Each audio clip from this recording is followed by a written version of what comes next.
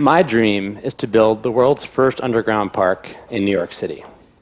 Now, why would someone want to build an underground park, and why in New York City? These three tough little buggers are, on the left, my grandmother, age 5, and then her sister and brother, ages 11 and 9. This photo was taken just before they left from Italy to immigrate to the United States, just about a century ago. And like many immigrants at the time, they arrived on the Lower East Side in New York City, and they encountered a crazy melting pot. What was amazing about their generation was that they were not only building new lives in this new, unfamiliar area, but they were also literally building the city. I've always been fascinated by those decades and by that history, and I would often beg my grandmother to tell me as many stories as possible about the old New York. But she would often just shrug it off, tell me to eat more meatballs, more pasta, and so I very rarely got any of the history that I wanted to hear about. The New York City that I encountered felt pretty built up.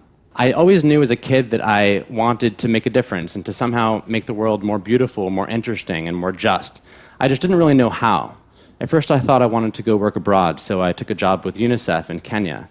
But it felt weird to me that I knew more about local Kenyan politics than the politics of my own hometown. I took a job with the city of New York, but very quickly felt frustrated with the slowness of government bureaucracy. I even took a job at Google, where very fast I drank the Kool-Aid and believed almost wholeheartedly that technology could solve all social problems. But I still didn't feel like I was making the world a better place. It was in 2009 that my friend and now business partner, James Ramsey, alerted me to the location of a pretty spectacular site, which is this. This is the former trolley terminal that was the depot for passengers traveling over the Williamsburg Bridge from Brooklyn to Manhattan. And it was opened between 1908 and 1948, just around the time when my grandparents were living right in the area. And we learned also that the site was entirely abandoned in 1948. Fascinated by this discovery, we begged the authorities to draw us into the space. And we finally got a tour, and this is what we saw. Now, this photo doesn't really do it justice. It's kind of hard to imagine the unbelievably magical feeling that you have when you get in this space. It's a football field of unused land, immediately below a very crowded area of the city. And it almost feels like you're Indiana Jones on an architectural dig, and all of the details are all still there. It's really pretty remarkable.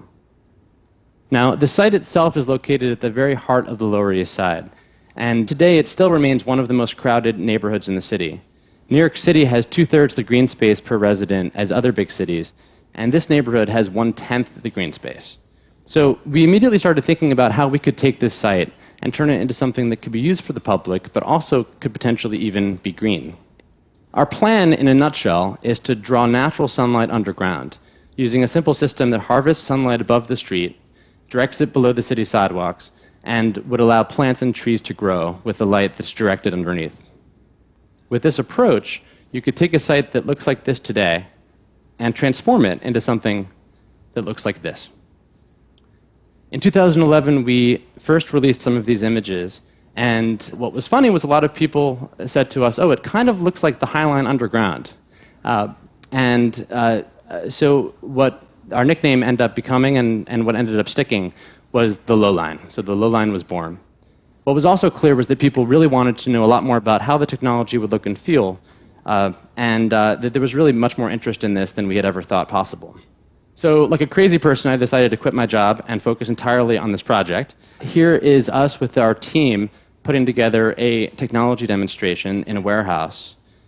Here's the underbelly of this solar canopy, which we built to show the technology. You can see the 6 solar collectors at the center there. And here's the full exhibit, all put together in this warehouse. You can see the solar canopy overhead, the light streaming in, and this entirely live green space below.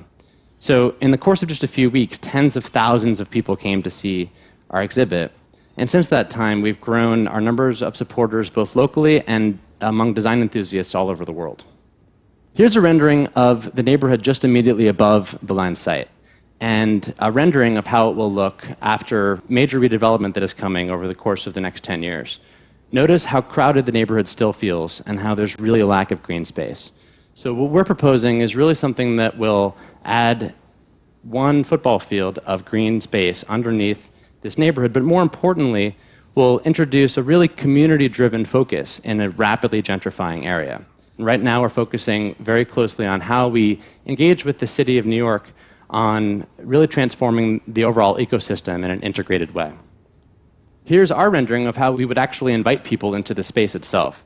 So here you see this iconic entrance in which we would literally peel up the street and reveal the historical layers of the city and invite people into this warm underground space. In the middle of winter, when it's absolutely freezing outside, the last place you'd want to go would be an outdoor space or outdoor park. The Lowline would really be a four-season space and a respite for the city. So I like to think that the Lowline actually brings my own family's story full circle.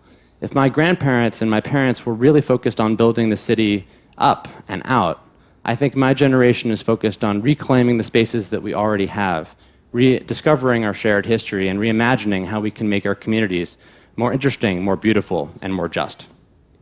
Thanks.